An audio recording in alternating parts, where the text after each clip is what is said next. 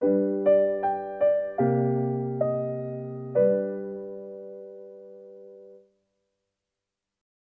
here we are, Mike, in typical projectionist pose with a nice mug of tea, Yeah. as the film's running.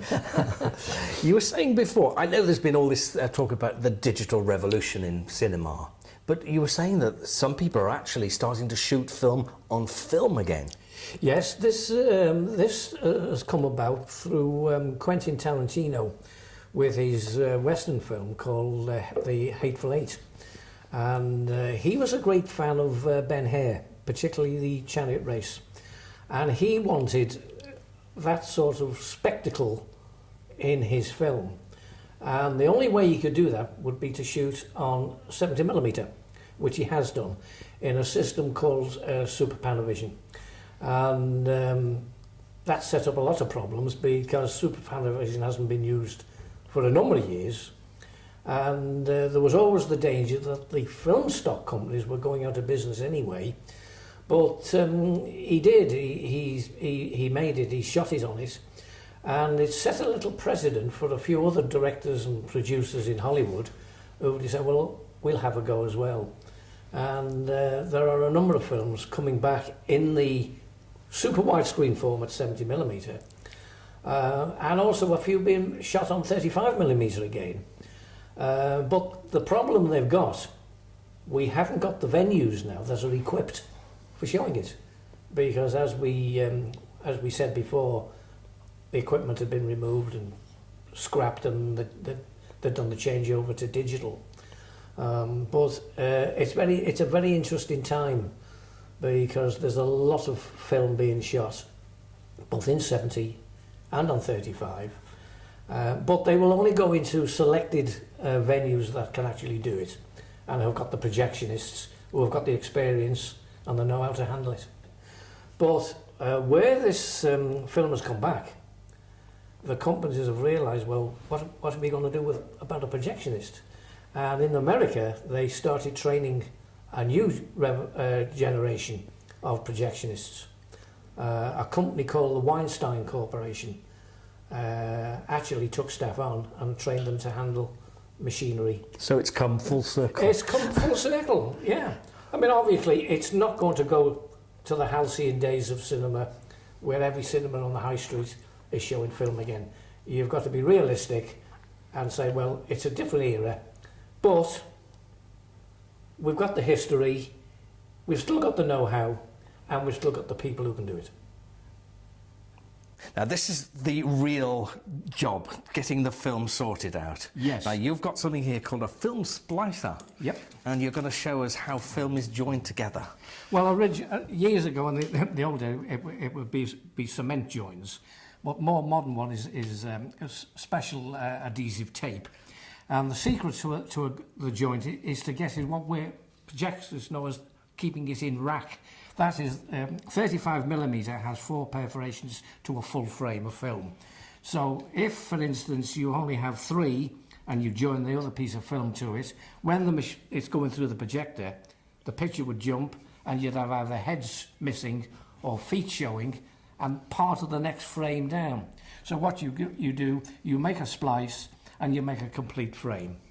So on this machine, it's 3 perforations on one side. And if we're joining a second piece of film, it's 2 perforations on the other side with a slight overlap. Ah, so that they're overlapping. There's a slight overlap, so that will give you a full frame. And then you put one piece of tape on one side of the film, press it down tight, turn it over, and put a piece of tape on the other side of the film. And do the same again, and press down, and there you end up with a full frame of 4 perforations. And it's instant. And it's instant. There's no waiting for it to dry. There's no waiting. In the old with the cement, you had to wait for it to set, and sometimes if the cement was stale, it wouldn't make a good join the first time, and you'd have to do it again. But with this special tape, which is heat resistant, and you've got a full frame, and the process is less than what it would have been if you were using it in cement. So you've made that joint. How many times could you run that before it failed, do you reckon? Or is it permanent? Well, with this, it is permanent. It is permanent. And it's not just ordinary sellotape, No, is it? it's specially made for this sort of work because it's got to take the heat from the projector arc lamp, and that's it.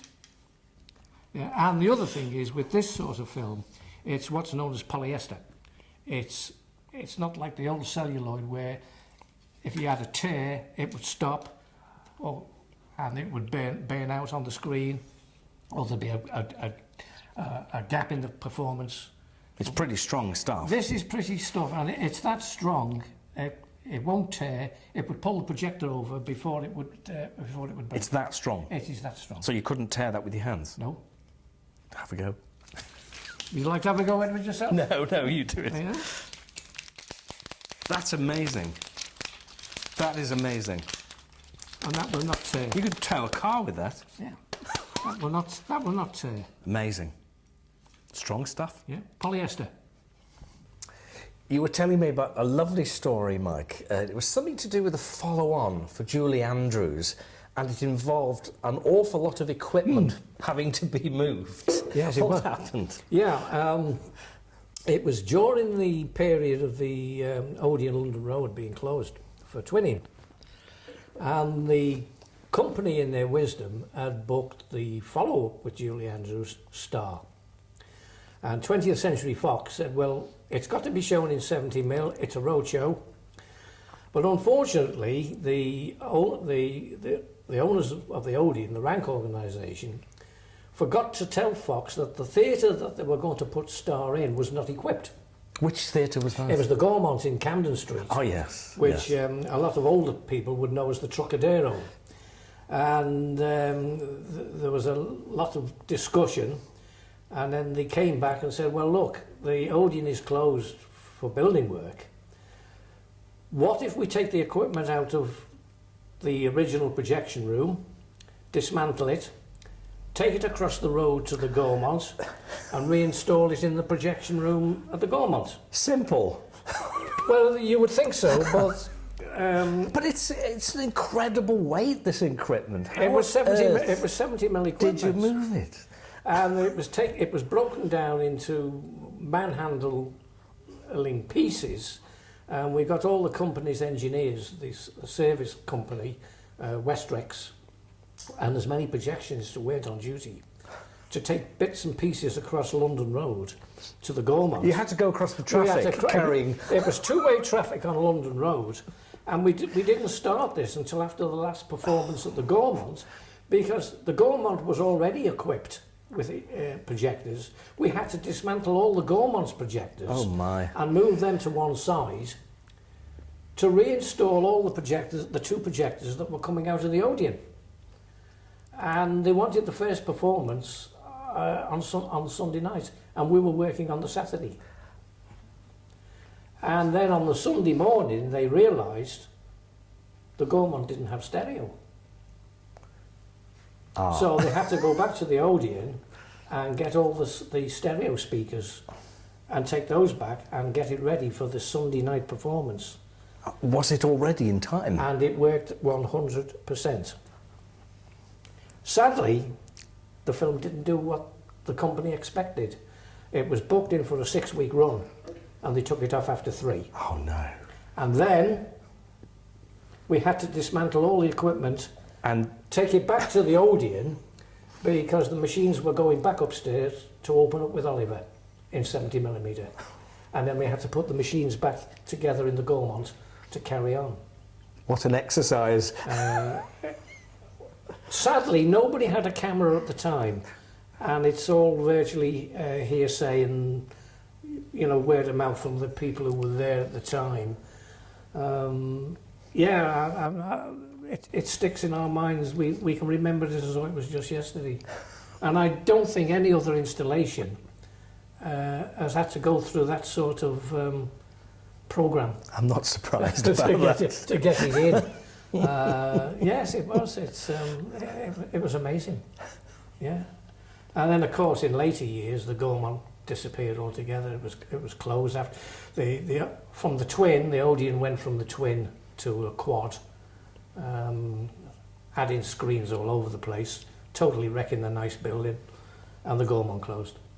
It's a funny film star. I enjoyed watching it, but it didn't really hit the spot with the public. No, it was well acted. I mean, Julie Andrews was a very good actress. It was the story of Gertrude Lawrence. Gertrude Lawrence, yes. And there's some marvellous musical numbers in it, including, I was looking at the cast list earlier on, Bruce Forsyth played Gertrude Lawrence's father in it. Yes, he did. Yeah, cameo part. Song and dance man. Yeah. But it didn't register with the people, and I'm not too sure whether Julie Andrews was happy with it herself, because it didn't get the exposure around the country. I mean, Sound of Music. I mean, how do you follow that? She didn't. She'd done a couple of other big films in previous years, road shows, like Hawaii and things like that. But that was one that it died a death in Liverpool, and it was ages before we got over it. We all had backaches and leg aches for months on end. But it was an experience. Yeah, I wouldn't like to go through it again though. Couldn't do it now.